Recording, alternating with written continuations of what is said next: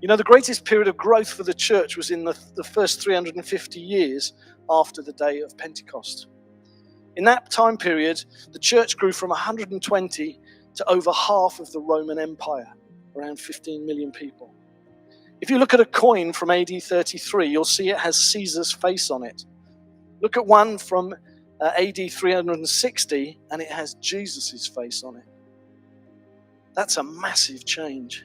Remember, this was a time without printing presses, vehicles, email, or Zoom. So the question is, what did they do right in the first 350 years that caused that kind of growth?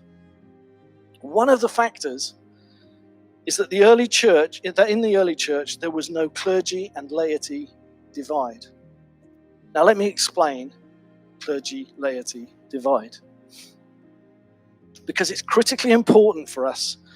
When people talk about clergy, they mean the professional church leaders like vicars and priests and pastors, those who are ordained for leadership. When they talk about laity or lay people, they are talking about the normal church members, the ordinary people. So what developed in the church after the first few hundred years was the idea that certain things in the church could only be done by the professionals, the clergy. Things like baptism, things like handing out Holy Communion, like teaching the scripture. Increasingly, the church developed rules that these things could not be done by normal members of the church. You had to be a vicar or a priest. But the gospel smashes that idea. Do you remember when Jesus dies on the cross in Matthew 27? We're told that the curtain in the temple was torn in two. It says, and behold, the curtain of the temple was torn in two from top to bottom. This curtain was a symbol of separation from God, a barrier that only the high priest, could have crossed. Only access to God was for the high priest. Have you noticed that it was torn from top to bottom? It was like God was doing the tearing, not man. It's like this breakthrough was an act of heaven, not the effort of earth. So the early church was established with an understanding that it wasn't a hierarchy of vicars or priests, and then you had all the ordinary people. No, the early church knew that they were all the same. They were all ordinary people. Really? No. They were all priests. That's what it means, the priesthood of all believers.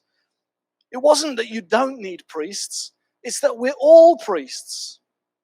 It's not that only the priests can bring sacrifices and enter the presence of God. It's that we're all priests, and so we can all do it.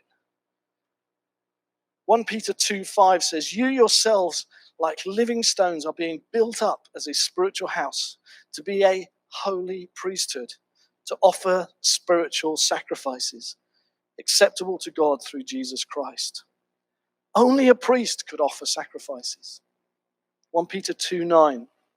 But you are a chosen race, a royal priesthood, a holy nation, a people for his own possession, that you may proclaim the excellencies of him who called you out of darkness into his marvelous light. So this early church understood that they were all priests, men and women, old and young, slave and free. Thanks to the work of Jesus on the cross, we all function as priests, including women. That's the work of the cross. And this belief meant that the church grew phenomenally, everyone contributing. It was only when people stopped operating as priests and started acting as lay people, ordinary people, letting someone else be the priest, the vicar, that the growth of the church slowed and the inertia started. And if we are saying that everyone can function, then we are saying women and men can function equally alongside others as priests. Those who minister to God and to the people.